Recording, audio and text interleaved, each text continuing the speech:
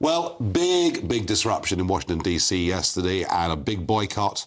A lot of elected members did not turn up to hear Benjamin Netanyahu. He was very praiseworthy of Trump, but I just get the feeling everywhere that Israel is running out of friends. I'm joined by a friend of the programme down the line, Jonathan Sacerdoti, journalist and broadcaster.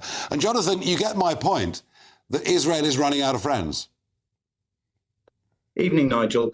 I think some people might look at what happened in DC as Israel running out of friends, but others will have seen the Israeli Prime Minister there giving that speech to rapturous applause. Yes, there were some people who chose to stay away, and there were indeed some people outside who chose to protest. But what he chose to highlight there, and I think it was resoundingly applauded by those who were in the room, was the strength of the relationship between Israel and the US, both from when October the 7th first happened, and Joe Biden gave that very appreciated and impressive speech back then, all the more impressive for how lousy some of his speeches have been since then. And then Benjamin Netanyahu reciprocated and turned up and gave quite a powerful speech yesterday in the States. So I think that there's often a shift, a difference, a gulf between how some people want you to think the situation is and how the situation actually is. America is still supporting Israel's actions. It hasn't stopped Israel in carrying out that war, but it has got in the way a bit, slowed down some weapons deliveries. And indeed, Netanyahu did mention that in his speech, albeit in a rather diplomatic way, but he channeled Winston Churchill, saying, Churchill said, give us the tools, we'll finish the job. He said, Israel says, give them the tools faster, they'll finish the job faster. And that's the emphasis now, is so many people are asking them to hurry up and finish the war. So he's saying, give us more weapons and we will. I don't particularly see Kamala Harris as being a big friend of Israel, or am I wrong? I'm sorry about that. That's dreadful. I don't think Kamala Harris is particularly known to be a friend of Israel. No, quite.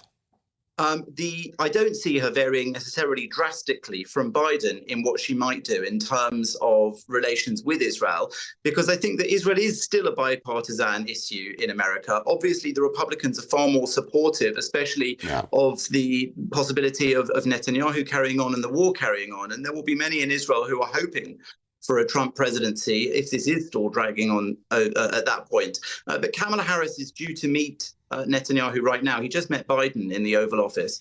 And that was perhaps the briefest pre-meeting appearance I've ever seen in the Oval Office. Both of them barely said anything. We will see what comes of it. Thank you, Jonathan, as ever. George, this has become a huge issue for the Labour Party. Votes being lost in inner cities, in big northern cities and towns. What path will Starmer be on with this?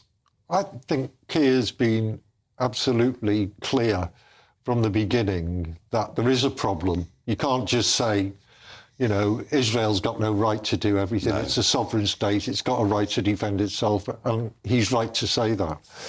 I think going back to Netanyahu and his visit to the United States and his general status with the rest of the world, I think he has got, as you alluded to at the beginning, a serious problem.